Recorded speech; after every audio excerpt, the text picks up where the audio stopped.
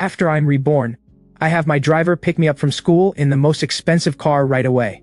All because that two-faced Tyler, just to win over my childhood sweetheart, hinted to our classmates that I'm the only scholarship student in the whole school, and pretended he's the one from the elite family. So, when he comes to find me again after school and says if no one picks me up I can ride home in his family's luxury car, a limited edition Rolls-Royce pulls up right at the school gate. As everyone gasps in awe, the driver steps out of the car, walks up to me, and says respectfully, "Young master, your father sent me to pick you up and bring you home." Got it. This car is mine. The other boys all freeze. How can Lucas be? Lucas? Who exactly is Lucas? How could his family own a car like that? Tyler, you're close with Lucas. Do you know what's going on with his family? Right now, Tyler feels like half his face is burning with humiliation, as if someone just slapped him hard. Invisibly. A limited edition Rolls-Royce. How much would that even cost? Tyler clenches his fists in silence. By now I've already gotten into the car. Through the rearview mirror I catch a glimpse of Tyler's expression. But after that car is the opening act, this one barely counts as a show. The driver, noticing I'm acting differently than usual, can't help but ask, "Young master, didn't you used to hate showing off?" I regret that now. Starting today, I want a car to pick me up and drop me off every day. The flashier the better. Ideally a different car every single day. Hearing my request, the driver looks surprised. "Young master, you should have done this ages ago. I really am the precious treasure of the GU family. The whole household has spoiled me since I was little. Afraid I'd break, afraid I'd melt." I glance at Lee. "Is there a dinner tonight?" "Yes, it's about your engagement with Miss Yasmin." "Good." I remember clearly that in my past life at that very dinner, my parents wanted to call off the engagement, but Yasmin's mother was absolutely set on marrying her into my family. Yasmin was completely unwilling, but she couldn't go against her mother's wishes, because the Ye family was already on the verge of ruin. Without the Gu family's help, the Yi family would go bankrupt within 6 months. In my past life, I was soft-hearted. I couldn't bear to watch the family of the girl I secretly loved fall apart, so I agreed right away to marry Yasmin after graduation. But this time around, I won't be that foolish again. Soon, the car stops in front of the Four Seasons restaurant. I get out and immediately spot Yasmin, who has just arrived. Outside the restaurant, Yasmin deliberately waits for me. Once I walk over, she says coldly, "Lucas, I'm warning you. I don't like you, and I will never marry you." Same here. The moment I say that, Yasmin's brows furrow.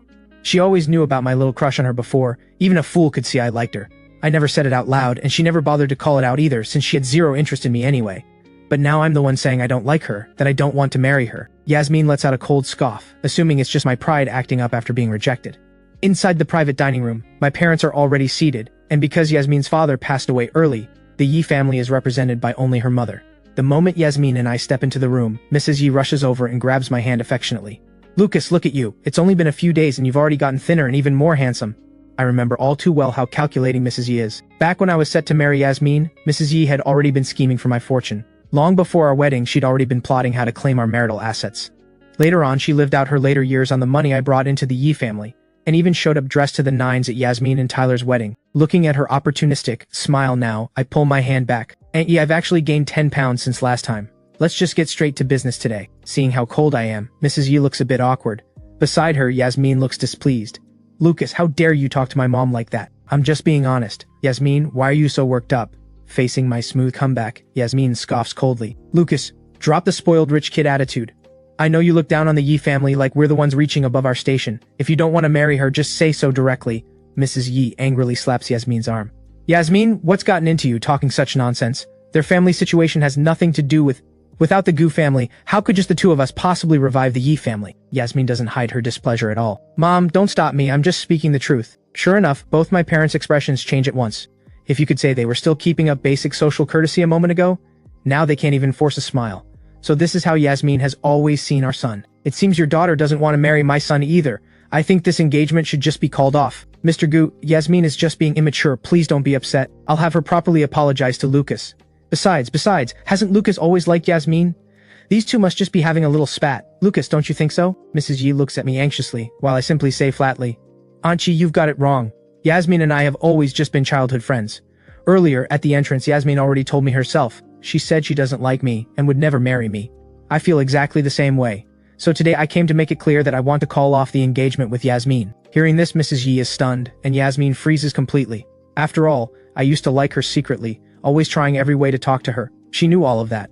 So how could I suddenly agree to call off the engagement? My parents are equally stunned. I've always been stubborn. They kept trying to talk me out of marrying into the Yi family, but I just wouldn't listen. Why have I suddenly changed my mind today? "Aunt Yi, we won't be staying for dinner. Let's keep our distance from now on between our families." With that, I stand up and walk over to my parents. "Mom, Dad, let's go." Seeing my parents seated right across from me, my eyes start to well up. In my past life, it was my stubbornness that got the GU family targeted by Yasmin's revenge later on. Plainly put, Yasmin turned out to be an ungrateful traitor. In my past life, my parents helped the Yi family so much, yet once the Yi family rose to dominance and Yasmin gained power and status, the very first one she crushed was the GU group. Because Yasmin has such fierce pride and a narrow heart, she always felt that my parents arranging for me to marry her was an insult to the Yi family, and even more so, an act of charity toward her personally. So once she gained power, she couldn't wait to wipe out the Gu family to erase her so-called humiliation. A woman like that doesn't deserve our family's help at all. Back home for dinner, I make up my mind to lose weight. My mother doesn't say much, she just quietly carries in a plate. Looking at the boiled greens and shrimp set in front of me, I'm caught off guard. My mother says gently, "No matter how much you're dieting, you still need to eat. I'll have the housekeeper put together a proper diet plan for you from now on." My eyes well up without me even meaning to. Having both my parents here, it really is good. After going through all this, I finally understand how precious family really is. In my past life, I was so insecure about being overweight that I completely ignored the warmth my parents gave me, and instead I put all my emotional hopes into someone else. Thanks, Mom. I lower my head and dig into the greens. I make up my mind. In 3 months, I will definitely slim down. The next day, I'm so hungry I'm practically dizzy. When I step on the scale, I find I've already dropped 5 pounds. As happy as I am, I know it's probably just water weight. Losing weight is a long game, and I can't afford to let my guard down. At school, with a luxury car picking me up and dropping me off every day, other students burn with envy. I sit down at my desk and Tyler hands me a box of chocolates. When I was younger, I was insecure, but honestly, I wasn't even that overweight. Yet somehow I started gaining weight inexplicably. At the time, I assumed it was just stress, but later I realized something was off, because the timing of my weight gain matched exactly when I met Tyler. On top of luring me with food, he must have used some kind of drug to make me put on weight. No need to be polite, I know how hard you've been working to lose weight, so just one little piece won't hurt. As he says this, he shoves the chocolate right into my hand, but I suddenly cry out, and the whole box of chocolates drops and scatters on the floor, causing quite a commotion in the classroom. After a quick word with the English teacher, who's mid-lesson, she confiscates the chocolates. Watching the imported chocolates get taken away by the teacher, Tyler's expression turns sour. Losing the chocolates is a minor thing, but that chocolate had something tampered into it. Deep down, I watch Tyler's scheme fail, then sit back down calmly. The English teacher has always loved free perks, so a box of chocolates this expensive will probably end up in her own stomach once confiscated. I'm curious how Tyler is going to handle this. In a blink, it's break time. After class, Tyler hurries off to the office to confess to the English teacher. There's no getting those chocolates back. Right as he steps out of the office, he runs straight into Yasmin. Seeing how dejected and lost he looks, she asks, "Tyler, what were you doing in the office?" Tyler explains the situation. Hearing him mention me, Yasmin grows a little impatient. "You should keep your distance from Lucas from now on. Did you forget about what happened at the pool last time? Don't you remember telling me afterward that it was Lucas who pulled you into the water? He's never had good intentions from the start. There's no reason for you to be friends with someone like that." Seeing Yasmin defend him, Tyler feels a quiet rush of joy. Thinking about how I've been picked up by luxury cars these past few days, Tyler can't help but ask, "Fine, but is Lucas's family actually that wealthy? I've noticed he's been switching up cars every day to get to and from school. They must be quite rich. Are you two childhood friends? I have no relationship with him whatsoever.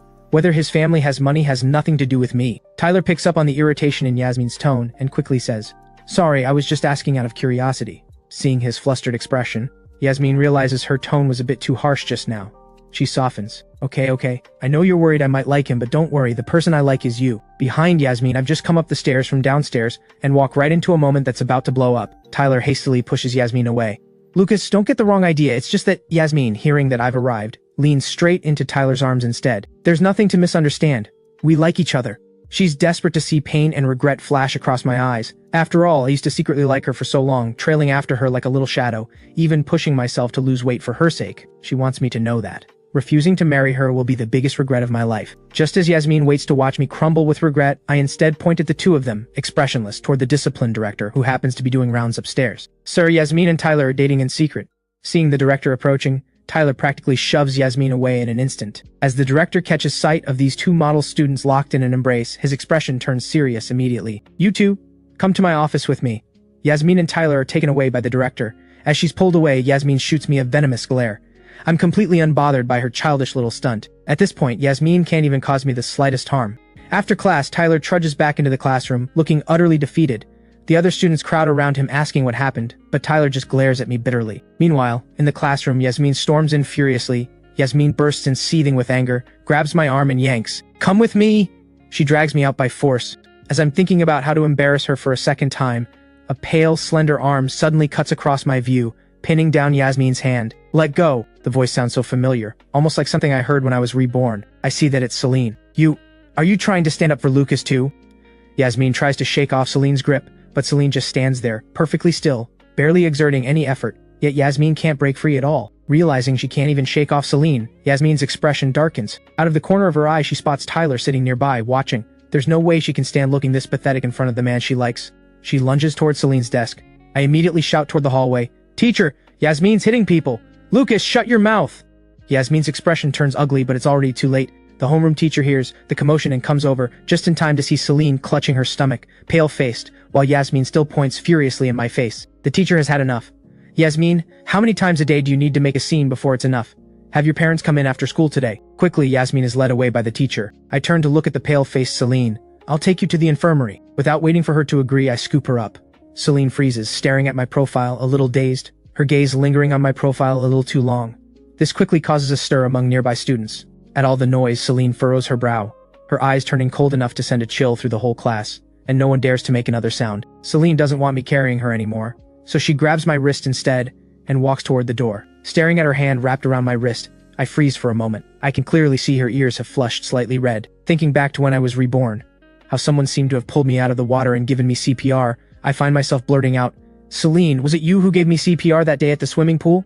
The second it's out, I startle myself and Celine yanks her hand back from mine as if shocked. Sorry, I didn't mean to. I never said you did. I just wanted to thank you. Celine doesn't say a word and just keeps walking toward the infirmary. Inside the infirmary, the doctor glances at Celine's wound. It's nothing serious. Just apply some medicated oil and you'll be fine. One bottle is 81. Just pay at the front.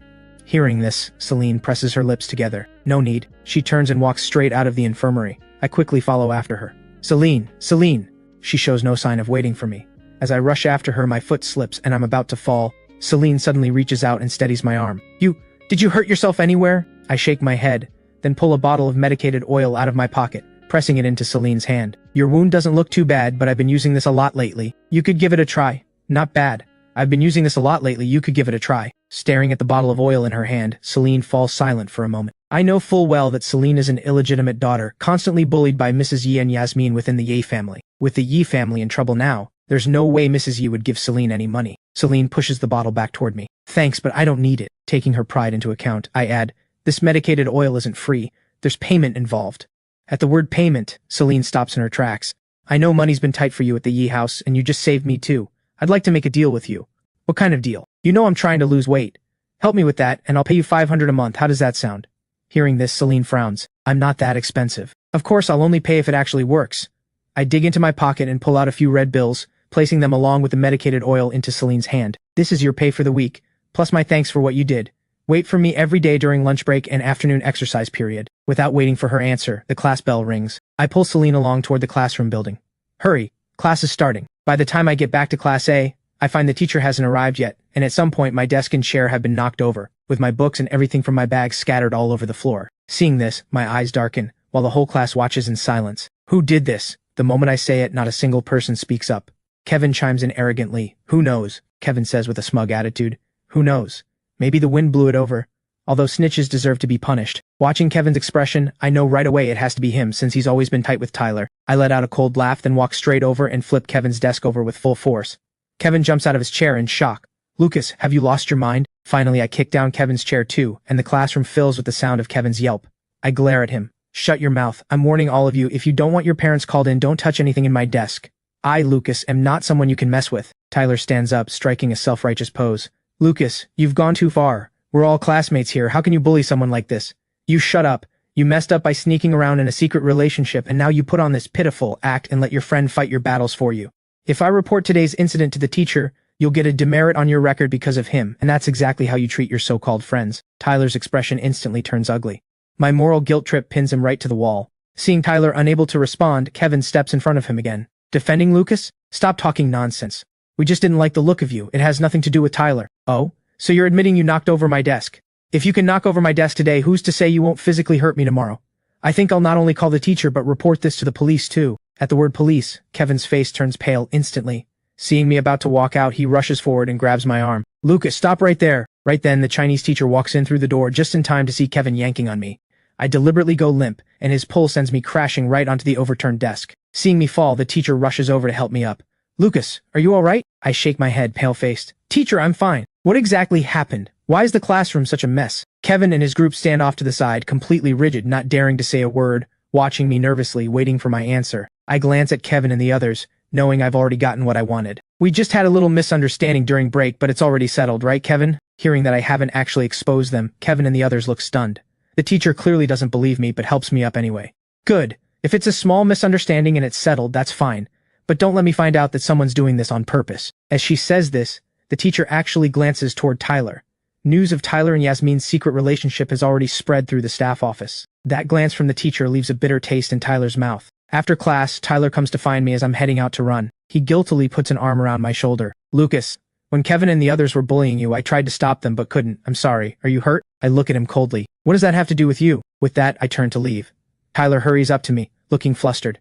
Lucas, I've already admitted I was wrong, so please forgive me. He rushes up to me, flustered. Lucas, I've already admitted I was wrong, so please forgive me. We're supposed to be best friends. I know you're upset because Yasmin confessed her feelings to me, so that's why you reported us to the teacher. But matters of the heart can't be forced. Tyler deliberately raises his voice so everyone in the hallway can hear. Watching the onlookers around us eat up the drama, I can't help but laugh. Oh, you mean Yasmin? I already gave her up, so if you want her, she's all yours. With that, I brush past Tyler and walk off.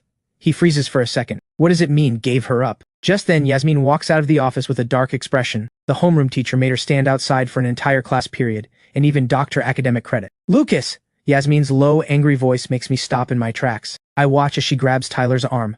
I glance back at Tyler, an inward cold laugh forming. In my past life, Yasmin loved Tyler deeply for years, but only because she never got him when she was young.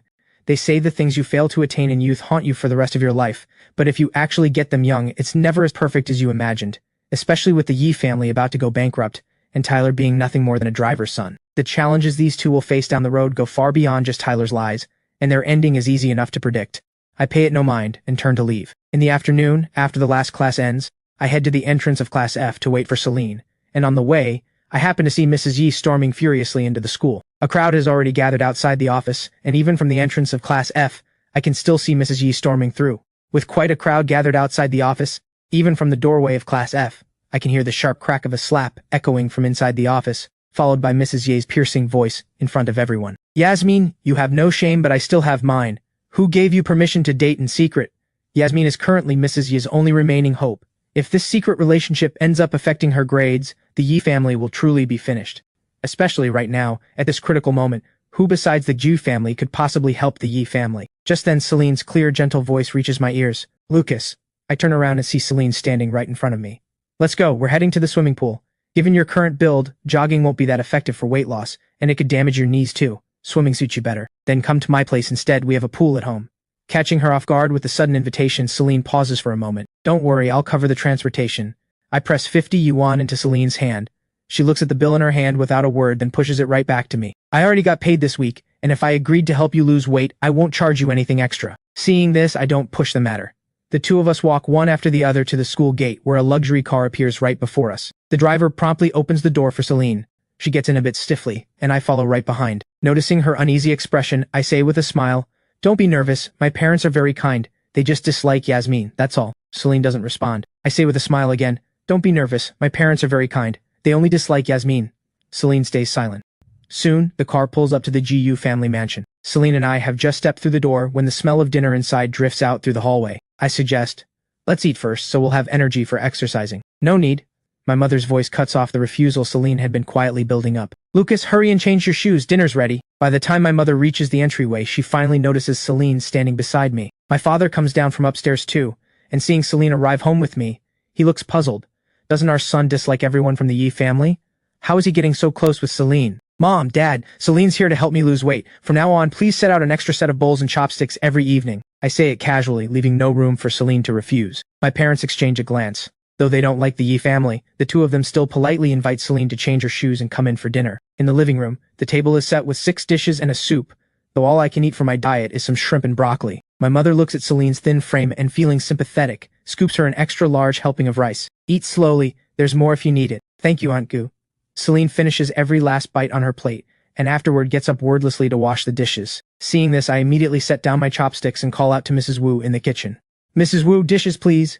Mrs. Wu steps forward and takes the bowls and chopsticks right out of Celine's hands. Miss Celine, just leave it to me. Whatever Celine was about to say goes unsaid. I pull her along toward the backyard pool. Looking at the water, just as large as the school swimming pool, Celine can't help but look a little stunned. By now I've changed into my swimsuit and come back out. Celine hands me a detailed weight loss plan. Here, this is for you. During our break period, she had already worked out a thorough plan tailored to my body type. I'm a little surprised. You finished this already? I look over the incredibly detailed chart in my hands, which even lays out exactly what I should eat each day, how much water to drink, and how much exercise to do. Celine speaks earnestly. Weight loss can't be achieved by starving yourself. You ate way too little tonight. Normally you should eat more cucumber and cherry tomatoes. Things like winter melon and corn are all fine too, but you shouldn't eat the full every day. Make sure to go to bed each night slightly hungry. I nod, not fully understanding, while she watches my confused expression. Celine pauses for a moment, then continues. I'll supervise you every day, so you don't need to understand every detail. I nod at that. Meanwhile, both my parents peek out from a distance, watching Celine supervise me swimming from the poolside, with the two of them barely exchanging a word the whole time. My mother is puzzled. What's going on? Is this really just for exercise? My father can't quite figure it out either. Could it be our Lucas has had a change of heart, doesn't like Yasmin anymore, and is now into Celine? The two of them bounce back and forth, eventually catching mine and Celine's attention. I poke my head up out of the pool. Mom, Dad, what are you two doing? Hearing my voice, my father and mother quickly emerge from their hiding spot in the corner. Your mom and I prepared a little food for you both, along with some fruit, so you can have a bite once you're tired from swimming. Yes, and if you find swimming on its own a bit boring, you could also head to the second floor gym. There's plenty of equipment in there. My father and mother both grin awkwardly, and I can tell right away they're reading way too much into this. I climb out of the pool and take the fruit from my mother's hands. Thanks, Mom, you two should head back inside now. Stop watching us. I shoo my parents away. After that, I glance towards Celine. Let's keep going.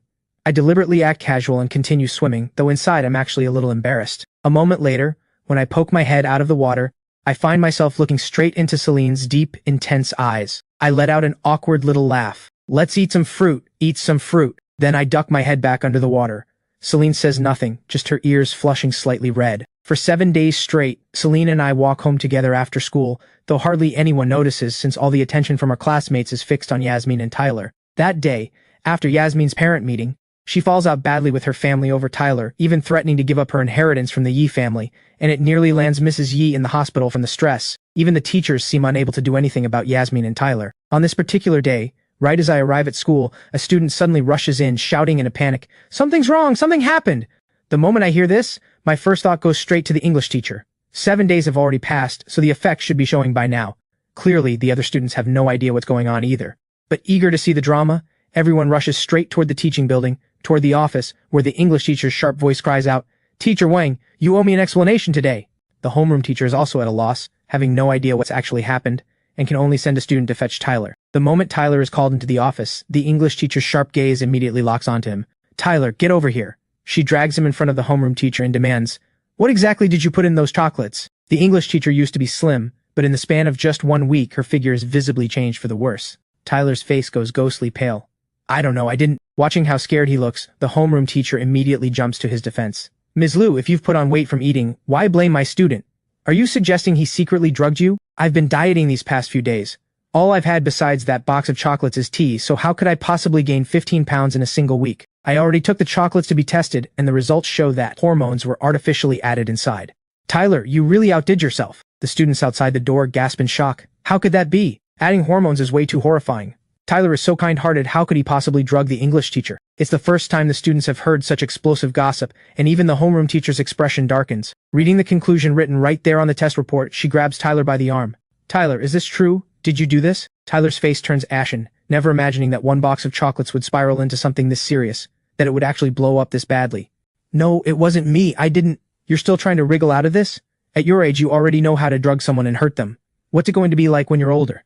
Call your parents right now and tell them to come in. This matter needs a proper explanation." The English teacher drags Tyler toward the phone. Just at that moment, Yasmin steps forward. "I'm the one who put the drug in the chocolates. It has nothing to do with Tyler." Anyone watching can see exactly what Yasmin is doing, taking the fall for Tyler. She steps forward and pulls him aside protectively. "I'm the one who put in the drug, so if you want to call a parent, call mine." That same afternoon, Yasmin's parent is called in. When Mrs. Yi learns her daughter is paying for Tyler's mistake, her opinion of him drops even further. But the matter doesn't end there. The English teacher insists on calling the police and demands disciplinary action against Yasmin. After repeated, desperate pleading from Mrs. Yi, she ends up paying 200,000 yuan in compensation, and Yasmin still gets a major demerit on her record. My mood is excellent that day, and even my workout has extra energy behind it. Because in just over 10 days since being reborn, I've already lost 20 pounds. Though I know losing weight will only get harder from here on, I've at least gotten off to a strong start. With finals approaching, every student in Class A is studying hard, grinding through practice problems every day without fail, along with memorizing notes. Inside the library, I'm buried in my studies when the chair across from me suddenly gets kicked. I frown, and when I look up, sure enough, it's Yasmin. I let out a sigh of irritation. What do you want? It was you who pulled that chocolate stunt, wasn't it? What makes you so sure it was me? Besides Tyler, you're the only other person who touched that chocolate and you're still claiming it wasn't you. Then why aren't you suspecting Tyler instead of me? Yasmin's face fills with disdain. Tyler is kind-hearted, so this has to have been you, deliberately. I never realized before just how vicious you actually are. I close my book with an air of complete indifference. If you actually had a brain, you'd go investigate this yourself. If you find solid evidence that confirms it was me, feel free to report me. But if you have no proof, don't bother playing protector here in front of me, it's just plain foolish. My words hit a nerve and Yasmin slams the table and stands up, ready to strike me. In the very next second, her arm gets pinned down. This is a library, not somewhere you can just run wild. Who do you think you are? Get off! Yasmin tries to wrench free of Celine, trying several times without managing to shake her off. It's a librarian's job to maintain order in here. Do you need me to sound the alarm? Yasmin glances at Celine, then at me. What, so you two are actually together now? Lucas, you used to chase after me shamelessly, and now you turn around and end up with Celine? The moment the words leave her mouth, afraid things will escalate, I immediately stand up. Celine, don't. Afraid things will escalate, I quickly stand and add, Celine, don't do anything. After hearing me speak, Celine regains her composure, staring down coldly at Yasmin on the floor. Watch your mouth. If this happens again, I won't hold back. Yasmin never expected Celine would actually dare to fight back against her, and rage instantly flares up inside her. Just as she's about to come at her again, I step in front of Celine. Yasmin, you're the one who threw insults first, so if you got hit, that's on you.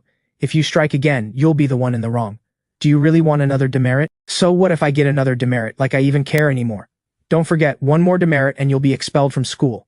If you leave, what happens to Tyler? At the mention of Tyler's name, Yasmin's raised hand instantly stops mid-motion. I know I found her weak spot, so I pull Celine's arm. Come on, help me find another place to study. This time, Yasmin doesn't push forward. Seeing her walk away, I finally pick a random spot and sit down. Ugh, what bad luck. I should get back to work. Celine's tone is flat and distant, and for some reason I sense she's a little upset. I step closer to comfort her. What Yasmin said earlier was just nonsense. Her own mind is twisted, don't take it to heart. I'm used to it. You're a librarian? Mm-hmm. Why have I never heard you mention that before? You never asked. Celine returns to shelving books and I follow along behind her. Your grades are so good you should really be in Class A. So why were you in that fight before? I forgot. Celine clearly doesn't want to talk more about it, so I laugh it off awkwardly beside her, hoping to keep things from getting too tense between us. Watching her work hard at organizing the books, I think about how difficult her life must be at the Yi household, and after a moment of thought, I speak up. Celine, I know you're a great student. Could you help me out? I really need someone to tutor me. Could you possibly help me with my schoolwork every evening from now on? I'll pay you separately, 100 per session. How does that sound? Celine looks up at me. Your exam scores are always in the top 10% of the grade. You don't need tutoring. I've been slacking off lately. My practice scores have been a complete mess. I doubt I'd even crack the top 100 right now, let alone the top 10%. Don't worry, once I get through this final exam, I'll pay you 1,000 yuan, so please help me out. Seeing that I don't seem to be lying, Celine hesitates for a moment. I continue. If it's too much trouble, I could also just have you tutor me on weekends instead. Alright. Seeing her agree, joy instantly lights up my face. It's a deal. With Celine, this academic ace, helping me out, this next final is in the bag for sure. Just as I'm about to return to my studying, Celine suddenly breaks into a violent coughing fit. Only then do I notice she doesn't look well. From the force of the coughing, her face and neck have flushed a deep red. Celine. I reach out to feel her forehead, but she reflexively swats my hand away. No need. Another librarian comes rushing over anxiously. Celine, I told you to wait over there while I get your medicine. Why'd you wander off? Medicine? What's wrong with Celine? Celine, I told you to wait while I went to get your medicine. What are you wandering off for? Medicine. What's wrong with Celine? What else could it be? She's running a fever. That mother of Yasmin's is honestly vicious. Celine just got home a few hours late these past few days, and Mrs. Yi actually went and locked her outside all night, doing that several days in a row. Of course she ended up with a fever. Ruby!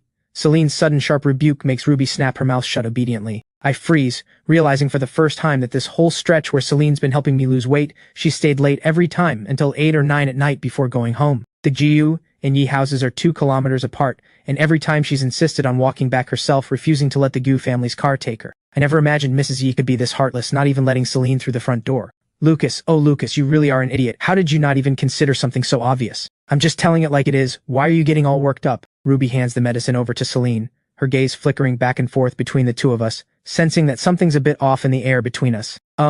Let me go get you some water. You two take your time talking. With that, Ruby hurries off. Looking at Celine's pale face, worry fills mine. Mrs. Yi treats you like this and you never told me? This has nothing to do with you. How could it have nothing to do with me? If I hadn't kept you here to help me lose weight, you wouldn't have been kicked out of the house by your aunt. This was my own choice, and you're paying me for it. Either way, what happens to me is none of your business, and you don't need to worry about it. With that, she turns and walks off. Watching Celine's retreating figure, guilt floods through me. I'd thought that paying her money to help me lose weight would let me build a good relationship with her and improve her life at the same time. Right when I thought paying her would let me grow closer to her and help her life get better, I never imagined it would actually pile even more trouble onto her. In the evening, I return home alone, and my mother, who had set out 5 sets of bowls and chopsticks, looks at me, puzzled. Lucas, why is it just you alone? Where's Celine? She's sick. Sick? What happened? Did she wear herself out helping you practice? These past few days she's been helping tutor me and getting home really late. Mrs. Yi locked her out, so she's been running a fever. As I finish speaking, my father walks out from the living room. Mom, Dad, I want to ask a favor of you. Hearing this, my parents exchange a glance.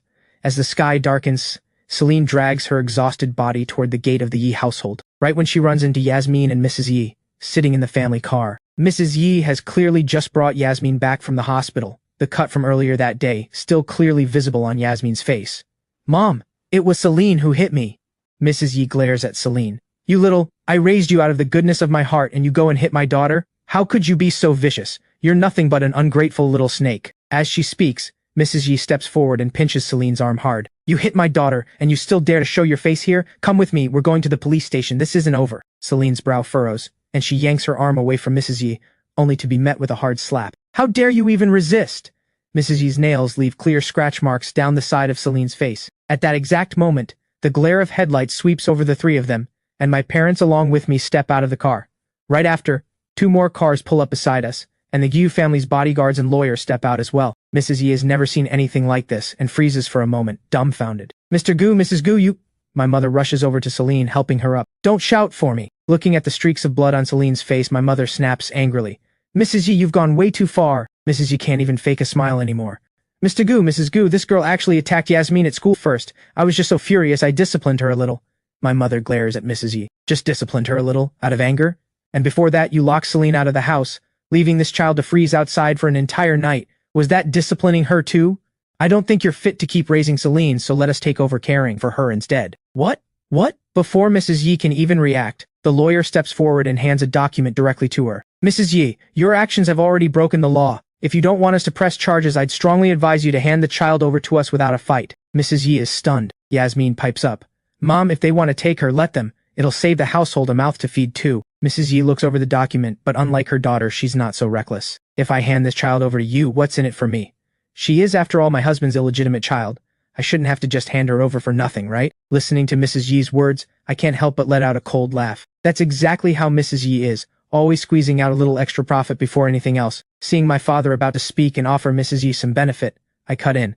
Mrs. Yi, you abused Celine. If word of this gets out among the social circles, it'll only bring trouble for both the Yi family and yourself, none of it good. We're actually doing you a favor here, and instead you're demanding something in return? There's nothing in it for you. We might as well go straight through the courts instead. If this ends up at the police station, given how you've acted, you might even be looking at jail time, and we'd still be able to adopt Celine either way. Hearing my words, the color drains slightly from Mrs. Yi's face. Mom, just sign it. I don't want to see her again anyway. Mrs. Yi is thinking along the same lines, but the thought of giving the girl away without getting anything in return leaves a bitter taste in her mouth. Seeing Mrs. Yi hesitate, I speak up. Mom, Dad, don't keep playing the nice ones here. We were trying to help her out of regard for past ties, but if she's not willing, then let's just go straight to the police station. No point wasting more time here. Seeing me actually turn and head toward the car, Mrs. Yi panics instantly. I'll sign it. She quickly snatches up the pen, not even bothering to read what's written on the document, and signs it right away. Watching from a short distance, I let a faint smile tug at the corner of my lips. Take her with us, but don't bother calling the police. My mother has no interest in dealing with Mrs. Yi any further. She helps Celine into the car. Seeing how badly Celine is burning up, and that she's just taken a hard slap from her aunt on top of it, she's now half-conscious. I'm filled with worry. Mom, Celine's fever is way too high. We need to take her to the hospital first. Right, the hospital. Lee, hurry, drive us to the hospital. Late into the night, inside the hospital room, my mother and father go ahead to handle the admission paperwork, while I keep watch beside Celine's bed. Her fever has already climbed to 39 degrees Celsius, and the slap she took earlier wasn't light at all. The left side of her face is swollen and red, with 3 clear scratch marks across it. After the doctor's basic treatment, half of her face finally looks somewhat better. In her drowsy haze, Celine suddenly grabs onto a hand with clearly defined knuckles. The hand feels cool and comforting, as if chasing away all the heat burning inside her. Suddenly, her eyes snap open and I jump, startled by her abrupt awakening. "You're awake?" Seeing Celine stay silent, I reach out and touch her forehead, finding it still burning hot. "You're running a high fever. You're at the hospital right now. My parents just went to handle your admission paperwork. Tomorrow morning we can head home." At the word home, Celine's eyes dim slightly. I continue. "Back to my home. You'll never have to go back to the Yi household ever again." At this, Celine freezes for a moment, clearly still foggy from the fever, her mind not fully conscious yet. Whatever happened earlier outside the Yi family's gate, she has no memory of it at all. Just then, my parents walk into the room, and seeing Celine awake, my mother steps forward and speaks gently. "Celine, rest well here at the hospital. Tomorrow morning your Uncle Gu and I will pick you up and bring you home. I've already arranged leave from school for you, so you can go back to class once you're feeling better." Celine's eyes redden. "Thank you, Aunt Gu. Don't worry about it, we're a family now." My mother gently strokes Celine's hair. "Mom, Dad, you two should go back ahead. I've got things covered here. I can head to school directly from here in the morning." My mother glances at me, then at Celine, still looking weak, and probably figuring it's not ideal to leave Celine alone in the room, she agrees. My father looks a little worried. "Should I call in a caregiver to keep you company?" "No need, Dad. It's just one night. Just remember to have Lee pick us up in the morning." Seeing how firm I am, my father can't talk me out of it, so he agrees as well. Once my parents leave, I gently reassure Celine, still lying in bed. "Get some rest. From now on you won't have to slave away at part-time work, or wonder if dinner will even be there waiting for you, and you'll never be thrown out of the house ever again. From today on, we're your family." Listening to my gentle voice, Celine presses her lips together. A peaceful night passes. The next morning my father has the driver come early to pick up Celine and bring her home. Since the city center hospital isn't far from Lincoln High School, I simply walk to school instead. As luck would have it, today Yasmin has the Yi family driver pick up Tyler along the way too, and the sight of the two of them walking hand in hand happens to land right in front of me. I'd planned to just ignore it, but Tyler speaks up first. "Lucas, why are you walking to school today?" Holding Yasmin's hand as if showing it off on purpose, Tyler, still holding her hand, acting like he's deliberately flaunting it, walks over right in front of me. "Lucas, I figure walking to